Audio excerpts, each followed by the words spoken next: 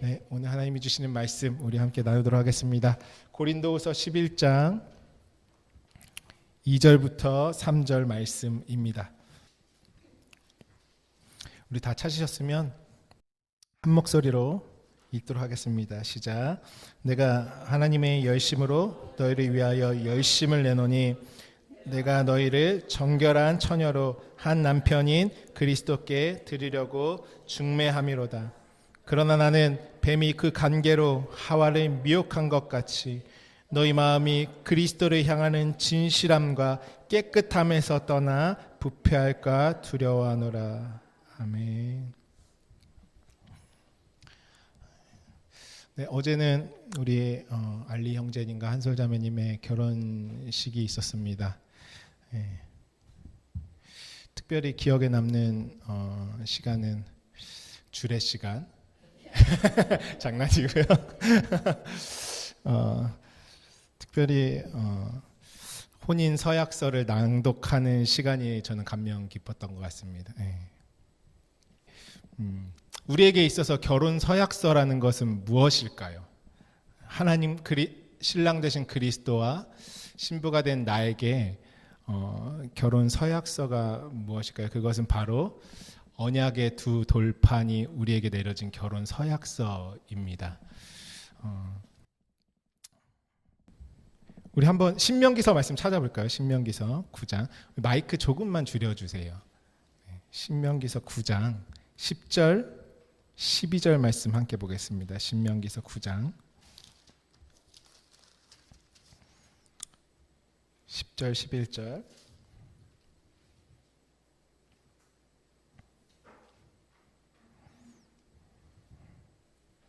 함께 있습니다. 시작. 여호와께서 두 돌판을 내게 주셨나니 그 돌판의 글은 하나님이 손으로 기록하신 것이요 너희의 총의 날에 여호와께서 산상 불 가운데에서 너에게 이르신 모든 말씀이니라. 누구에게 두 돌판을 주셨죠? 모세에게 하나님이 손으로 친히 기록하신 두 돌판을 주셨습니다. 우리 11절도 함께 읽어볼까요? 시작. 40주 40야를 지난 후에 여호와께서 내게 돌판 곧 언약의 두 돌판을 주시고. 아멘. 언약의 두 돌판을 주셨다라고 말씀하고 계십니다. 언약은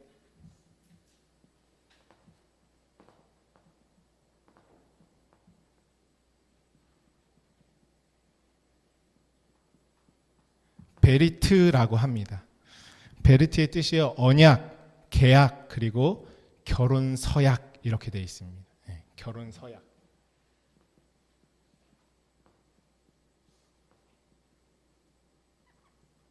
그러니까 하나님과 우리 사이에도요 어떤 게 있냐면 결혼 서약서가 있는 것이에요. 오늘 바울이 고백하죠. 그리스도와 우리를 중매한다. 그리고 그리스도가 이제 우리 참 신랑 되시는 내용들이 나오는데요. 그때에 하나님과 내가 그리스도와 내가 영원한 혼인잔치를 이루기 위해서 반드시 필요한 것이 뭐냐면 언약이 필요하죠. 이 언약이 뭐냐면 결혼 서약서예요. 여기서 나오는 그것이 모세가 시내산에서 받았던 두 돌판입니다. 여러분 결혼 서약서를 보시면 참 순결하지 않습니까? 세상에 우리가 두 번 다시 그런 고백을 할 수 있을까요? 절대적인 사랑이잖아요. 우리가 무슨 집계약하는 것처럼 특약 같은 것 넣지 않잖아요. 이 결혼 서약문에는 뭐냐면 아주 절대적인 사랑을 넣죠. 죽기까지 사랑하고 평생을 사랑하고 우리 사랑이 절대 변하지 않고. 그러니까 내가 틀리면 다른 사람도 만날 수 있고 뭐 이런 내용은 절대 들어가지 않죠. 근데 십계명의 언약의 두 돌판 보면 하나님과 우리 사이에 그러한 언약인 것이죠. 내용이 어떤 거죠? 나 외에 다른 신이 없다. 뭐 살인하지 마라, 간음하지 마라, 뭐 이러면서 뭔가 강력한 법이 있는데요. 사실은 하나님이 우리와 결혼하시기 위해서 결혼 서약문을 작성하신 것이죠. 그렇게 보면 우리가 너무 하나님은 어떻게 보면 독단적이다. 아내와 남편이 아내에게 나만 사랑해, 이게 독단적인가요? 결혼 관계에서는 그렇지 않죠. 아내가 남편에게 한눈 팔지 말고 나만 사랑해야 돼. 그 너무 지극히 당연한 일이죠. 그러니까 하나님이 돌판에 쓰신 내용은 이와 같다라는 것입니다. 그러니까 하나님이 우리와 온전히 결혼하기 위해서 결혼 서약문을 우리에게 주신 것과 같은 것이죠. 우리 그래서 출애굽기 20장 한번 가볼까요? 출애굽기 20장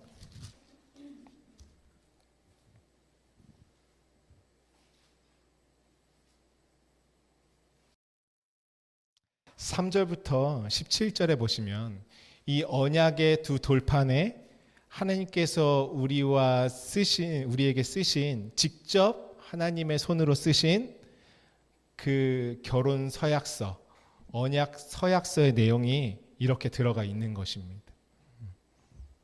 그러니까 나 외에는 다른 신들을 내게 두지 말라. 우상을 만들지 말아라. 그것들에게 절하지 말아라. 나를 사랑하고 내 계명을 지킨 자에게는 천대까지 은혜를 베푸느니라. 7절에도 내 하나님 여호와의 이름을 망령되게 부르지 말라. 8절 안식일을 기억하여 거룩하게 지키라. 엿새 동안 힘써 내 모든 일을 할 것이나 하면서 안식일의 규례들을 또 말씀하시죠. 12절에 내 부모를 공경하라. 13절에 살인하지 말라. 간음하지 말라. 도둑질하지 말라. 내 이웃에 대해서 내 이웃의 집을 탐내지 말라. 내 이웃의 아내나 그의 남종이나 그의 여종이나 그의 소나 그의 낙이나 내 이웃의 소유를 탐내지 말라라는 것입니다.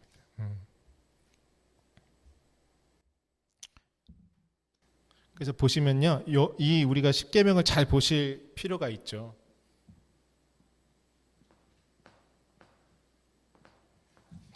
이 두 돌판, 하나님과 나와의 결혼 서약서. 이 돌판의 첫 번째 돌판에는요, 보시면은 설명이 다 모세가 해놨어요. 나 외에는 다른 신들을 내게 두지 말라. 그러면서 어떻게 우상을 만들지 말고 뭐 하지 말고 자세히 써놓고, 그렇죠? 내 하나님 여호와 이름을 망령되게 부르지 말라. 7절에도 해놓고 그 아래 설명을 써놓고, 그 다음에 8절에도 안식일에 대해서 말하고 그 아래 설명을 써놓고. 그건 뭐냐면 첫 번째 돌판은 누가 가르쳤냐면요, 모세가 가르쳐줬죠. 그 내용을. 두 번째 돌판에는 설명이 있습니까? 살인하지 마, 간음하지 마, 도둑질하지 마, 내 이웃에 대해 거짓 증거하지 마, 뭐 이런 식으로 없죠. 설명이. 그거는 왜 설명을 남겨뒀을까요? 신약에 와서 예수님께서 설명을 해주실 것이기 때문에. 어디서 설명을 해주시죠? 산상수훈에서. 예수님. 왜 예수님이 이것을 설명해 주시냐? 두 번째 돌판에 있는 내용이 우리 가운데 온전히 하나님과 나의 언약으로 순전하게 지켜지고 이루어질 때 첫 번째 돌판의 모든 요구 조건이 충족되는 것입니다. 계속 살인하고 간음하고 도적질하는 상태에서는 하나님만 섬기고 하나님만 바라보는 일이 될 수 있을까요? 없는 것이죠. 근데 두 번째 돌판이 구약에서는 왜 해결받지 못하냐? 살인하지 마, 간음하지 마, 도둑질하지 말라, 이 모든 것들을 땅의 육체로 행위의 계명으로만 가지고 있기 때문에 해결받지 못하는 것이에요. 그래서 예수님께서 산상수훈에 오시면 너희가 그렇게 들었으나 나는 너희에게 이르노니 하면서 하나님과 우리의 관계, 곧 하나님이 우리에게 신랑으로 오실 때 주신 모든 것 앞에서 내가 하나님 앞에 살인한 자요, 그 말씀 앞에 간음한 자요, 이웃의 그 모든 말씀을 도둑질한 자요, 이렇게 우리가 하나님과 나 사이에 진리되지 못한 나를 예수님께서 진리의 말씀으로 새롭게 하시는 것이 바로 산상수훈의 두 번째 돌판의 스토리인 것입니다. 그러니까 예수님께서 산상수훈을 통해서 우리에게 하신 말씀을 우리가 영과 진리로 내 안에 이루어질 때에 이 돌판은 어떤 역할을 하겠습니까? 나를 그리스도와 영원히 하나 될 수 있는 순결하고 순전하고 온전한 자로 세우는 것이죠. 그렇죠? 결혼 서약서의 내용이 뭐라고요? 순전하고 오직 그 한 사람만 바라보고자 하는 약속이지 않습니까? 근데요, 우리는 그 약속을 지킬 수 있는 능력이 없어요. 하나님과 나 사이에. 그렇기 때문에 이 결혼 서약서를 다 충족할 수 있는 인류는 아무도 없다라는 것이에요. 이게 어디다가 썼죠? 돌판.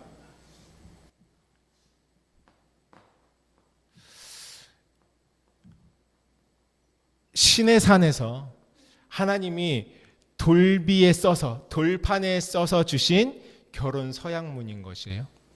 그러면 자, 신약에서 동일하게 예수님이 산에 올라가셔서 예수님을 누구라고 하죠? 너희는 산돌이신 신령한 돌이신. 산돌이 무슨 뜻이에요? 산돌? 살아있는 돌. 살아있는 돌이 산돌이죠. 구약에는 어떤 돌이었어요? 그냥 문자, 죽어있는 돌. 근데 쉽게 말해서 예수님이 산상수훈에서 하신 것은 광야에서 똑같이 말하는 돌로, 그러니까 말하는 살아있는 돌로 오신 것이에요. 그러니까 얘는 글씨로만 있어. 근데 이 내용을 어떻게 해요? 살아있는 돌이 말하기 시작하는 것이 산상수훈인 것이죠. 이해가 되시죠? 구약에서는 어디서 그걸 주셨습니까? 결혼서약서를? 시내산.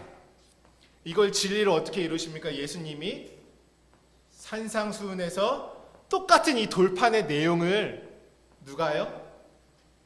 살아있는 돌, 산돌이신 예수께 나아가 너희도 신령한 집으로 세워지고 이렇게 말씀하시죠. 산돌이신 예수께 나아가 너희도 신령한 집으로 세워지고. 구약에는 이 순서가 어떻게 되냐면 출애굽기에 먼저 시내산에 모세가 올라가죠. 백성들은 시내산 아래에 있고 거기에서 하나님이 모든 율법의 내용들과 또 무엇까지 가르쳐주세요? 40주 40야를 성전 짓는 방법까지 다 가르쳐주세요. 그거 가지고 모세가 하나님이 직접 쓰신 이제 언약, 결혼 서약서를 가지고 이스라엘과 결혼하시기 위해서 모세가 이 서약서를 들고 내려오는 것입니다.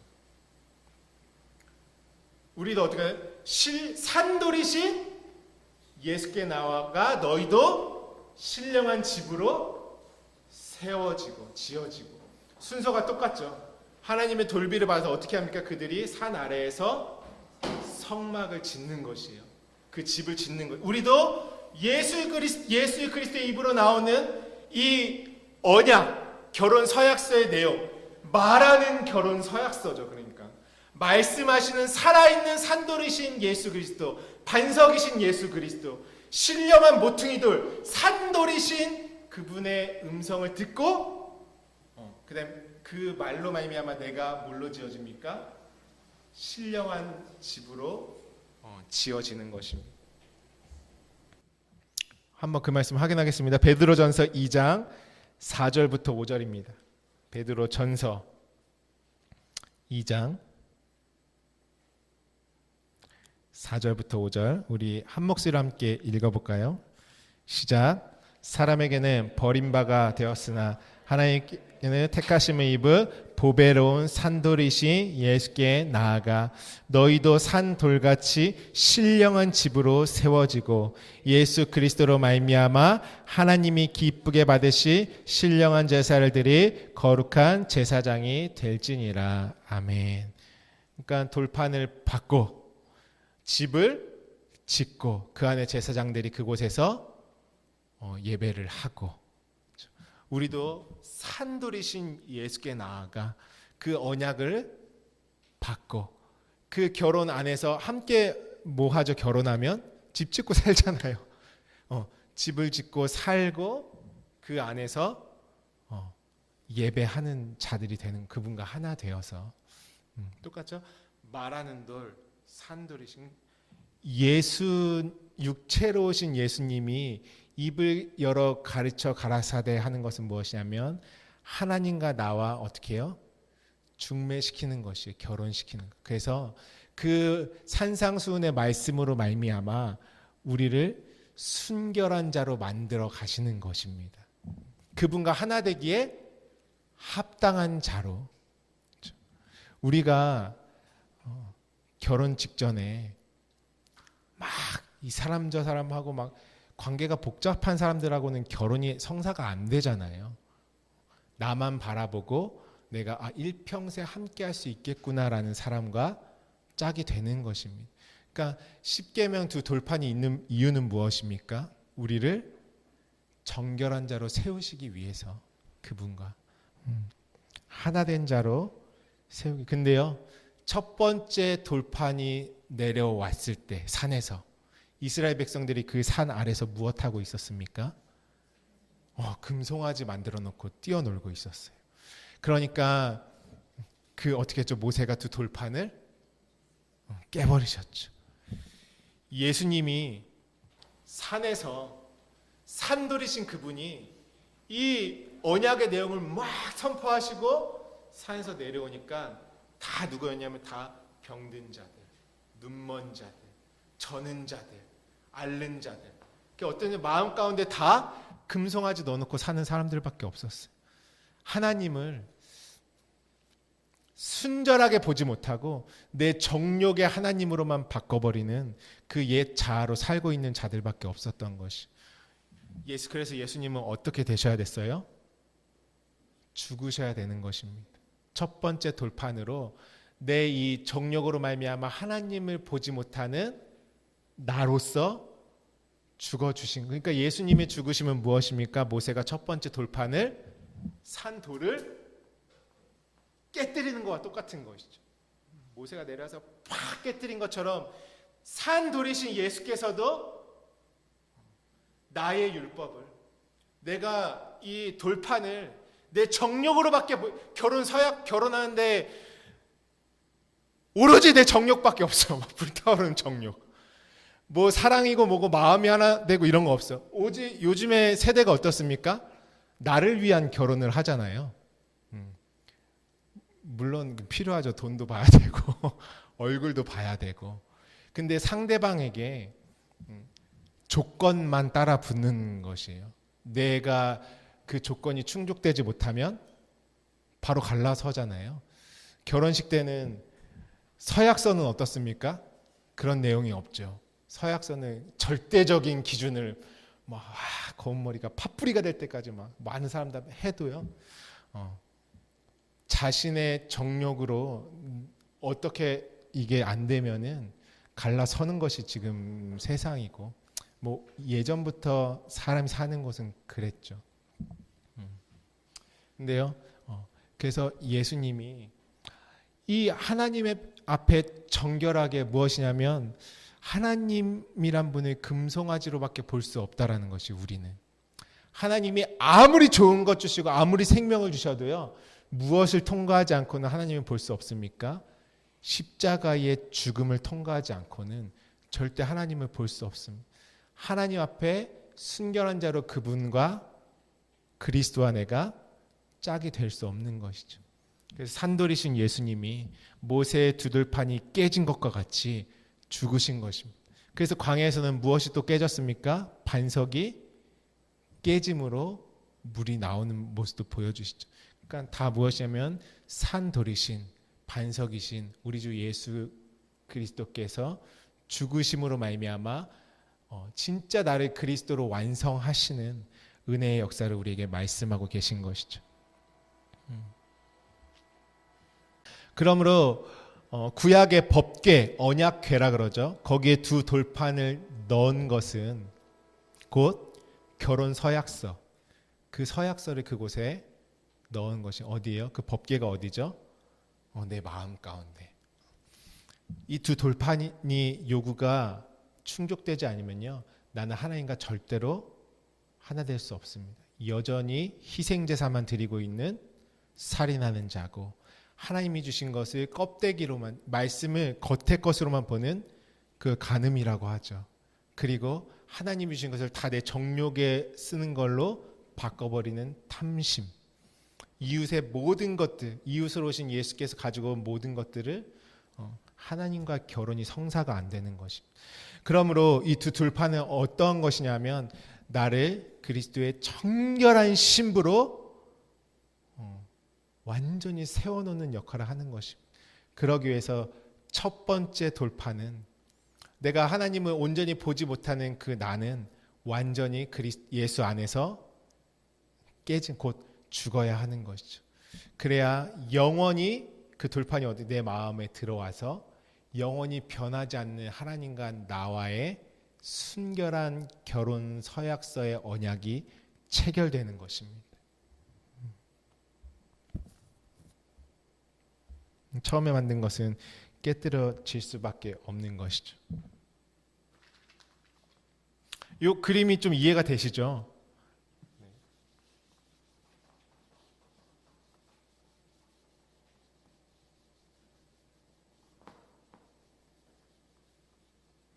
우리는 어떠한 자이냐?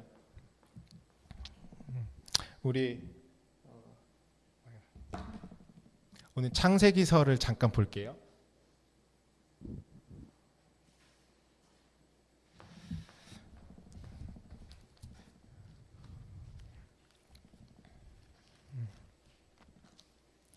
창세기 가장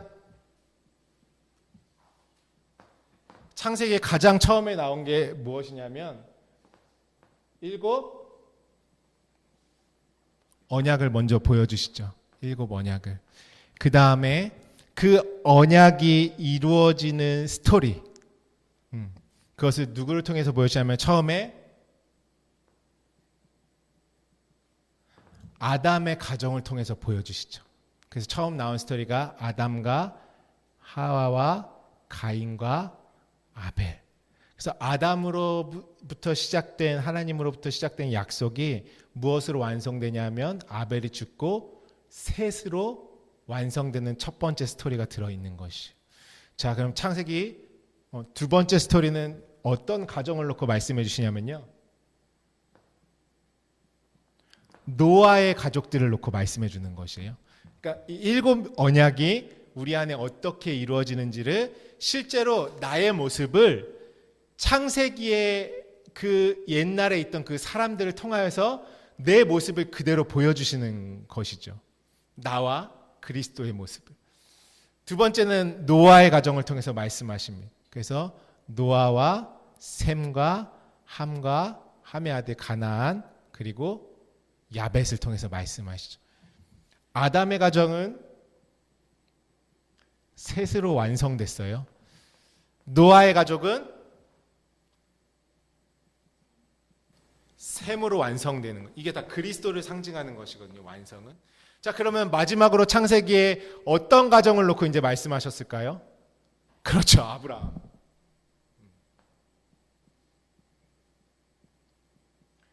아브라함의 가족을 놓고 아브라함, 이삭, 야곱, 요셉. 그렇죠. 아브라함의 가정은 누구로 완성됩니까? 요셉으로 완성이 됩니다. 셋, 셈, 요셉은 우리 가운데 완성으로 계신 그리스도를 상징하는 것이. 그러니까 보이는 예수를 심으심으로 예수가 첫 번째 돌판이 깨지고 언약이 이루어지면 예수가 그리스도 되심이, 그 기름 부음 되심이 내 안에 이루어져서 내가 그리스도가 되는 것입니다. 그리스도가 머리가 되신. 이렇게 약속하신 이 약속들이 이루어지기 위해서는 무엇이 전제가 돼야 됩니까? 언약이 없으면은 아무것도 이루어질 수가 없는 것이. 이 약속들이 이루어지기 위해서 필요한 것이 무엇이냐면은 결혼 서약서가 필요한 것이. 결혼 서약서를 충족시키기 위해서 죽고 사는 내용이 이 가운데 다 들어가 있는 것이. 아벨이 죽어야 되고, 이삭도 어떻게 돼요?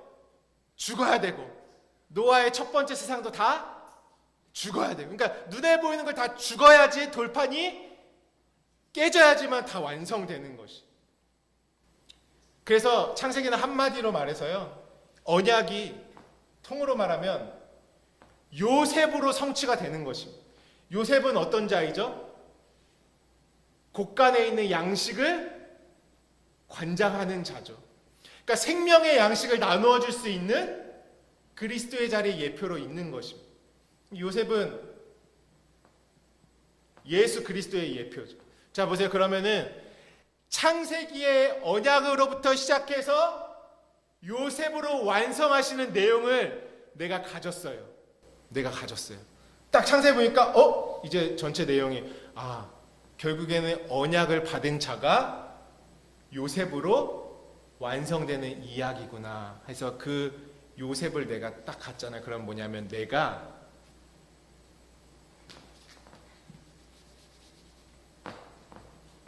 요셉과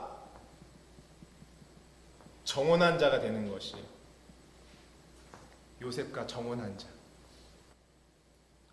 신약 성경의 마태복음에 누가 나오죠? 갑자기 어떤 이름이 나오죠? 족보. 예수님의 족보 이야기 끝나자마자 등장하는 것이 바로 요셉입니다. 같은 이름을 가지고 하나님이 여기다가 요셉을 딱 세워 놓으신 거예요. 요셉이 있는 것은 어떠한 대표성을 가지고 있습니까? 지금 이 창세기, 가장 하나님이 처음에 주신 이 언약, 7 언약으로부터 해서 이 이름으로 완성되는 것이에요. 이 내용을 가진 자가 요셉으로 등장하는 것이. 요셉과 정혼한 자가 누구로 나옵니까? 마리아. 정혼은 어때요? 결혼을 아직? 이게 약혼이죠, 약혼. 결혼을 안 했어요. 잉태하지 못했어요. 마리아는 누구였죠? 구약에서? 그렇죠, 마라였습니다. 마라. 쓴물. 이스라엘 백성들이 출애굽하자마자 가장 처음 경험한 것이 마라의 쓴물이잖아요. 이 마라가 신약에서 마리아죠. 쓴물이었던 여인, 잉태하지 못했던 더러운 물로 나오미가 어디에 다 파산당하고 날 뭐라 그러죠? 날 마라라 해라 이러잖아요. 룻기에서. 내가 이 마리아였습니다. 근데 어떤 상태냐면 이 언약의 내용을 끌고 들어오면 나는 마태복음 이게 정혼한 요셉과 정혼한 마리아가 당시에 이스라엘 백성들 얘기가 아니에요. 내가 이 언약의 내용으로 정혼한 상태로 있어야지 뭐까지 가죠? 결혼까지 해서 마리아가 어떻게 하죠? 성령으로 잉태했대. 성령이 아니고서는 이 모든 언약들이 내 안에 잉태가 안 되는 것이. 그래서 마리아가 요셉과 정혼한 자로 나오는 것입니다. 내가 아무리 말씀을 많이 받아요. 여러분 맨날 결혼 약속만 하고 결혼하자. 약혼식은 다 올려놓고 결혼 안 하면 내가 짝이 될 수가 없는 것이죠. 결혼을 해야지 짝이 되고 잉태도 되는 것입니다. 그러니까 마라라는 쓴물의 상태에는 하나님이 무엇을 경험하게 하셨죠? 구약에 나무가 그쵸. 나무가 던져져서 쓴물이 단물로 바뀌는 것을 주시는 것이. 나무가 던져진 건 무엇입니까? 산 돌이신 예수께서 마라의 심령 가운데 던져지시는 것이죠. 그걸 통과해야 마리아 입에서 뭐가 나와요? 말씀이 딱 나오면 주의 말씀대로 이루어지이다 하면서 그리스도를 잉태하는 것입니다. 약속이 아무리 있어도요, 내 입에서 주의 말씀대로 이루어지이다가 안 되면은 내 안에도 뭐가 안 되겠어요? 그리스도가 잉태가 안 되는 것이. 언약은 언약 그대로 있고 여전히 그냥 딱 받는 마라라는 우리 모든 쓴물의 인생들이 당시에 나름대로 말씀을 받다고 하고 요셉의 스토리까지 끌고는 들어왔는데 잉태는 안 되는 거예요. 신앙은 그냥 정혼한 상태, 약혼한 상태. 그때 나오는 것이 무엇이? 마리아가 무엇으로 잉태했다고요? 성령으로 잉태된 것이 나타났다. 하나님의 이 요셉으로까지 이루는 이 언약의 스토리는 무엇으로만 우리가 그리스도를 잉태한 자로 열매 맺을 수 있습니까? 오직 성령으로만 잉태되는 것이에요. 그렇지 않으면 뭔가 약속을 보고 정언도 하고 하는데요. 내가 어떤 상태냐면요. 성경에서 가장 많이 나오는 구약의 스토리가 뭡니까? 다 가늠한 이스라엘 백성들 이야기예요. 전부 다 가늠한 자들.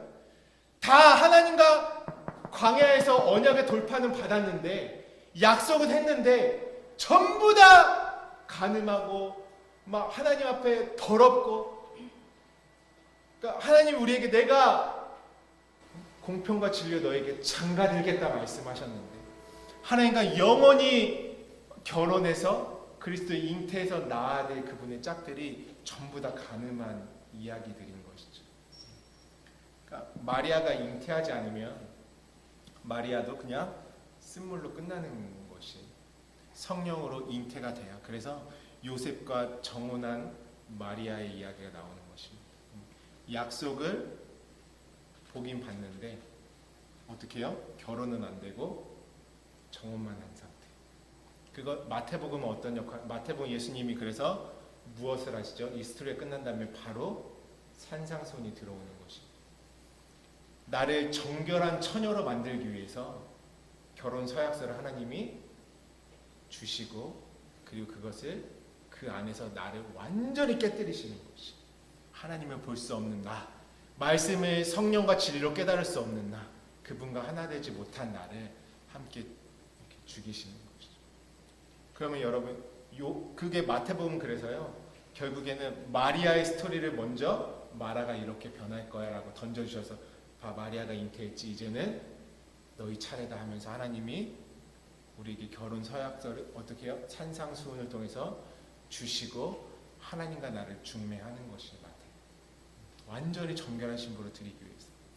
그래서 여러분 마태복음은 내가 거기서 예수 그리스도와 온전한 결혼식이 올려져야 승리하는 것입니다. 이 내용은 나를 얘기하는 것이죠. 그렇다면 여러분 요한복음은 뭘까요? 요한복음은 1장에 태초에 말씀이 계시니라. 이 말씀이 하나님과 함께 했으니 이 말씀은 곧 하나님이시니라 하면서 하나님이 말씀이심을, 곧 언약 그 자체이심을, 약속이심을 먼저 선포합니다. 그 다음에 1장에 바로 나오는 게 세례 요한, 침례 요한의 두 제자가 나옵니다. 침례 요한의 제자니까 어디 아래 있는 자들이에요? 여전히 율법 아래 있는 자들. 그 다음에 바로 1장에 이어서 나오는 얘기가 무화과 나무 아래 있었던 나다나엘. 나다나의 이야기가 나와요. 무화과 나무 아래는 어디입니까? 율법 아래. 세례 요한, 침례 요한의 제자들은 어떤 자들이에요? 율법 아래 있는 자들. 곧 정혼만 된 상태예요. 요한복음 1장은. 그러면 이제는 결혼을 해야 되죠. 하나님이랑 내가. 그러면서 바로 요한복음 2장부터 나오는 게 어떤 장면입니까? 그렇죠. 가나의 혼인잔치. 정혼까지만 했잖아. 결혼은 시켜야 되는 하나님. 다 정혼한 상태예요. 율법 아래 있는 자들. 그냥 창세기의 언약을 그냥 요셉의 이야기까지만 가지고 있는. 그거 가지고 여기까지 끌고만 들어와 줘도 감사해요. 왜냐하면 창세기에 이거 하늘을 어떻게 하나님이 우주를 실제로 빅뱅이 있었는데 없었는데 이런 얘기하고 있으면 멸망입니다. 멸망. 악이에요. 하나님이 볼 때는 선악과의 악이죠. 아주. 하나님과 내가 결혼이 돼야 됩니다. 혼인잔치에 여러분 요한복음 2장 가보겠습니다.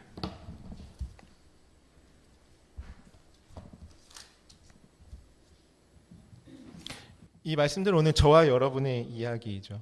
우리는 정혼한 상태입니까? 그리스도와 결혼한 상태입니까? 완전히 그분과 잉태된 상태입니까? 2절에 그래서 바로 이 정혼한 곧 마라의 쓴물과 같은 잉태하지 못한 여인으로 있는 상태. 그것이 요한복음 1장의 내용들이죠. 그 다음에 2장에 나가면은 가나의 혼례가 나옵니다. 이때 예수님께서 베푸신 사건이 무엇입니까? 물이 포도주가 된 사건이죠.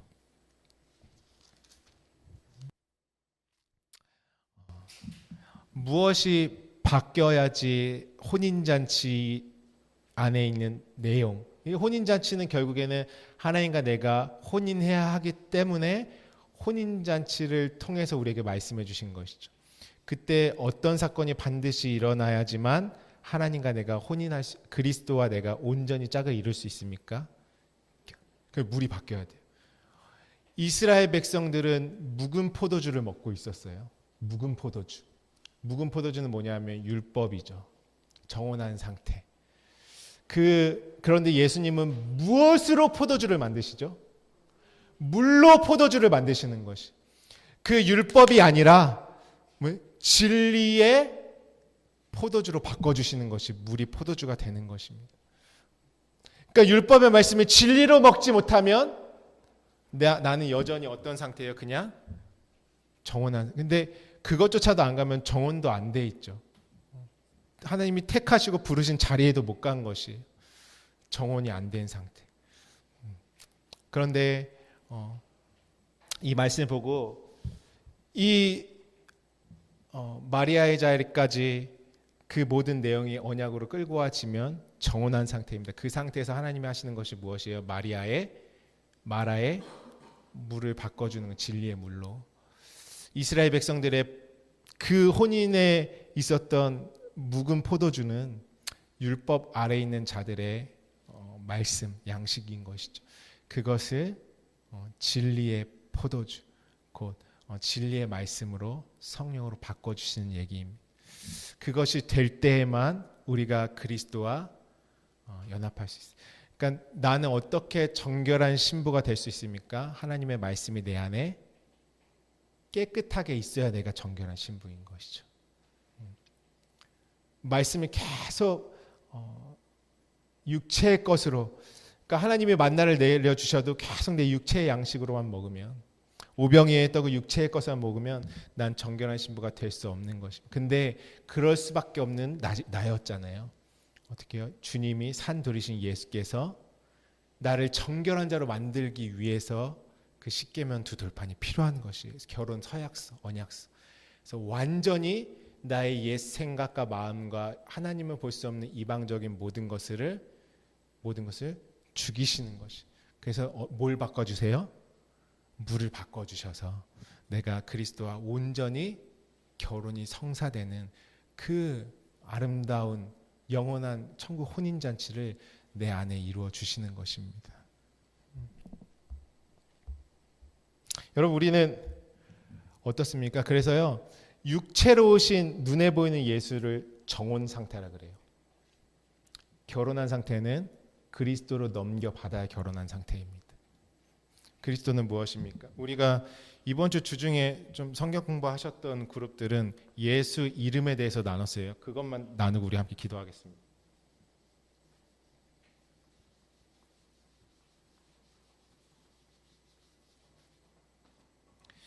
예수 이름이 뭐죠?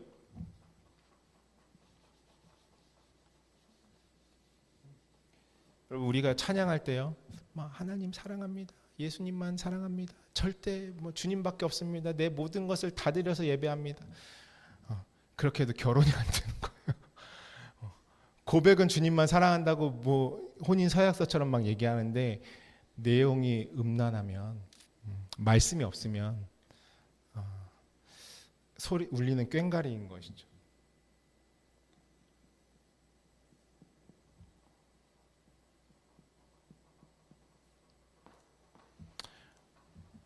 예수 이름은 무엇입니까? 우리가 막 더러운 영들을 쫓아낼 때 떠나가면서 하면서 그냥 거기에만 쓰는 이름입니까? 예수는 어떤 의미가 들어갔죠? 예수에는 그렇죠. 구원이란 의미죠. 우리가 하도 많이 나눠가지고요, 이름은 무엇과 같다고 했죠? 그렇죠. 말씀. 이름과 말씀은 하나죠. 하나님을 성경에서 누구라고 소개합니까? 말씀이신 하나님. 말씀.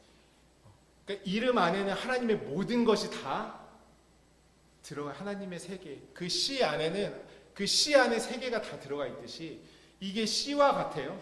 하나님의 모든 세계가 들어가 있는 것이. 예수 이름은 그러므로 무엇입니까? 나를 구원하게 하시는 말씀이.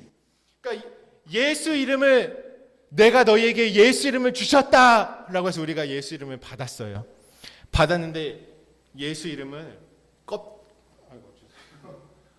껍데기로만 받으면 어떻게 되겠어요? 예수 이름 가지고 맨날 떠나가라 이것만 하는 거예요. 이름의 내용이 있어야 돼요. 이름은 뭐예요? 구원의 말씀. 예수 이름을 받았다라고 했는데 내 안에 말씀이 없으면 이름을 받은 거예요? 안 받은 거. 나를 구원할 수 있는 영생의 말씀이 내 안에까지 들어오지 못한 것이죠. 예수 이름은 하나님으로만 날 구원하게 하시는 말씀을 주신 것. 그것이 예수 이름이죠. 이 예수 이름을 받아가지고 하나님이신 분이 어떤 모습으로 오셨습니까? 사람의 눈에 보이는 모습으로 오셨어요. 그러니까 보이는 말씀으로 오신 것이. 그러면 눈에 보이는 말씀으로 오신 그분은 어떻게 되셨죠? 죽으셨어요. 보이는 예수는 죽으셨어요. 그 다음에 예수가 무엇이 됐다고요? 너희가 십자가에 못 박힌 예수를 하나님이 주와 그리스도가 되게 하셨느니라. 그리스도는 여러분 잘 아시죠? 크리오, 기름 부음.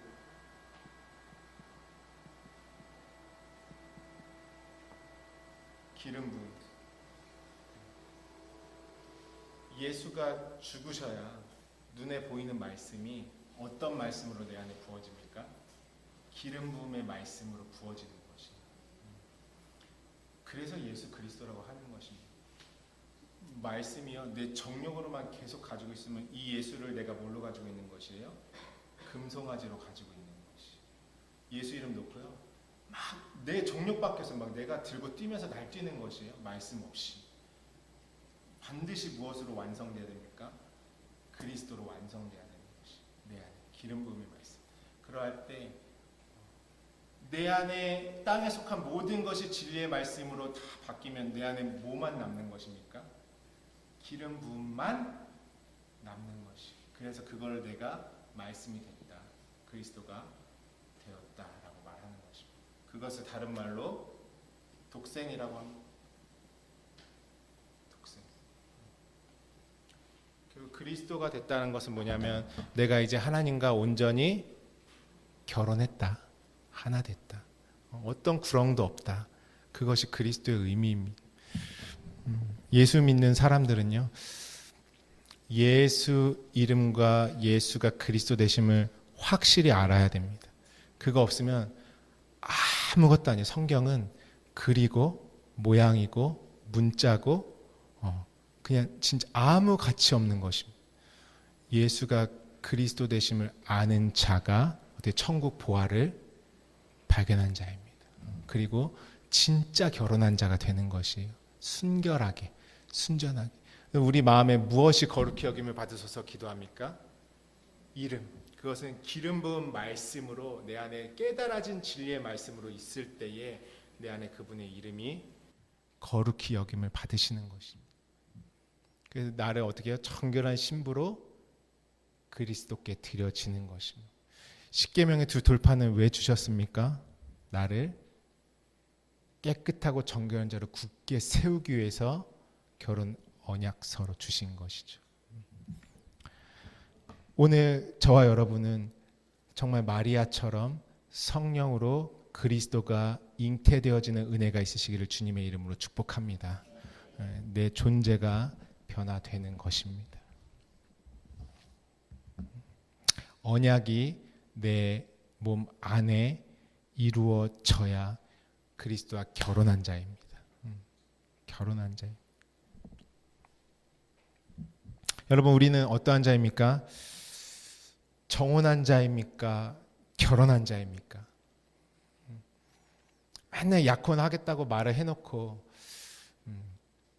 속으로는 예수 믿으니까 하나님만 섬기라 그러고 뭐 하나님만 바라보라 그러고 다 포기하라 그러고 완전 신앙이 왜곡돼 있죠. 말씀 없이 그냥 나 혼자서 말씀은 있고 주일에 듣는 말씀이 있고 내 삶은 완전 따로라면 내가 진짜 결혼하고 있는 자인지 항상 정혼만 하고서 하나님과 나는 그냥 분리돼서 사는지 우리가 육체가 있는 동안에 잘 점검해야 됩니다. 이 광야의 시간에 확실하게 내 영혼을 돌아봐야 됩니다. 내 가정은 그리스도와 중매가 돼서 결혼한 가정인지 정혼만 한 상태인지 여전히 쓴물로 있는지 성령으로 말씀이 잉태되어 들어와 있는지 그 말씀으로 우리는 하나님과 영원히 그러니까 내 마음에 무엇이 영원히 변치 않는 무엇이 있어요? 두 돌판이 나라는 마음의 법궤에 들어와 있는 것이에요. 결혼식 때만 쓰려고 서약하는 것이 아니죠. 근데 뭐 육체야 연약하니까 하나님이 실패하는 것들을 보여주지 않습니까? 이 땅에서. 그 다 무시 너희 힘으로 할 수 없다라는 것이죠. 우리는 어떠한 자들입니까? 하나님이 주신 그 직접 이루신 그 돌판을 이제는 성령으로 넘겨받아 내 안에 모든 음란과 더러움과 도둑질하는 나의 첫째 첫 장자 그 장자를 완전히 다 죽이셔서 나로 순결한 처녀로 오늘 본문 말씀에 무엇이라고 합니까? 내가 하나님의 열심히 너희를 위하여 열심을 내노니 내가 너희를 정결한 처녀로 한 남편인 그리스도께 드리려고 중매하미로다. 아멘. 우리의 말씀의 나눔은 이것이 되어야 합니다. 우리의 예배는 이 정결한 처녀로 그리스도와 중매함이 되어야 하는 것입니다. 오늘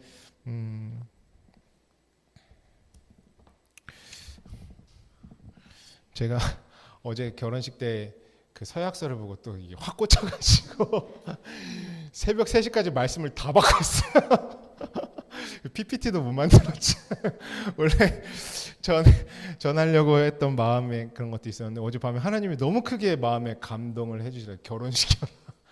다 제가 한 주 동안 또 주례사를 계속 정리하면서도 이런 마음들이 계속 있었던 것 같아요. 우리는 정혼한 자인가?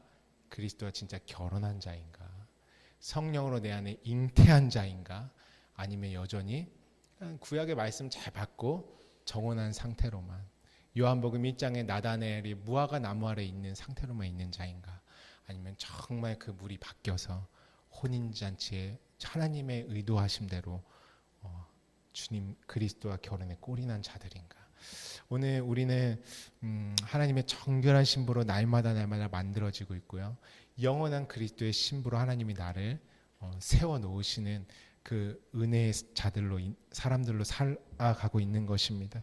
오늘 우리의 삶의 모든 쓴물이 단물되어서 정말 그리스도를 잉태하고 그리스도와 온전히 영원히 언약이 체결되고 결혼하는 하나 되는 은혜가 있으시길 주님의 이름으로 축복합니다.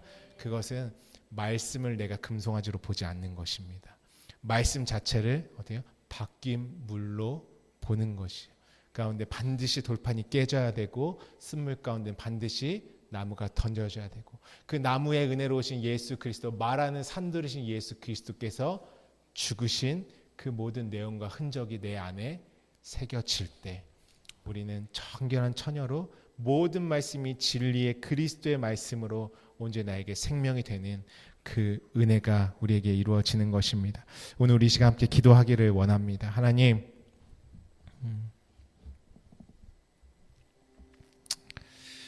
내가 언제까지나 정혼한 자로만 있지 않기를 원합니다.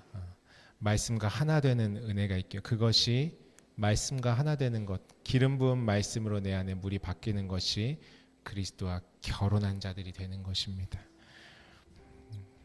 그렇지 않으면 우리는 구약성에 나온처럼 언약은 언약대로 하고 간음은 간음대로 하는 그러니까 북이스라엘은 어땠나요? 이스라엘까지 남유다에 있는 그 성전까지 가서 예배하기 싫은 것이에요. 북이스라엘 남유다는 무엇이냐면 제가 나중에 얘기하겠지만 솔로몬의 두 마음입니다. 솔로몬의 마음이 그렇게 두 개로 찢어진 것이 북이스라엘 남유다. 한쪽은 뭐예요? 한쪽은 성전도 있어요. 제사도 할 수 있어요. 근데 또 한쪽엔 또 뭐도 있어요? 북쪽과 남쪽에 금송아지도 만들어요. 그게 솔로몬의 마음이었어요. 그래서 하나님으로부터 풍성한 걸 다 받았지만 완전히 파산해 버리고 마는 것입니다. 솔로몬의 완성까지만 보면 안 돼요.